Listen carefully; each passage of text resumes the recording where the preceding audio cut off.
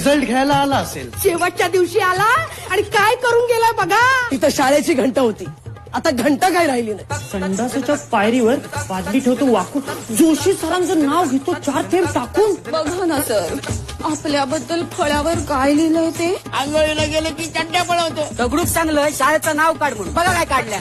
दगडू येतो आणि घंटा घेऊन पळून जातो. कधी एकदा शाळेत न जाता काय माहिती. जाऊ दे या शाळेतून. त्या मायला एकदा तर पास होऊ दे या दगडूला. दगडू 54% मी पास झालं. पण दगडूचं काय झालं. त्याचं काय होणार आहे.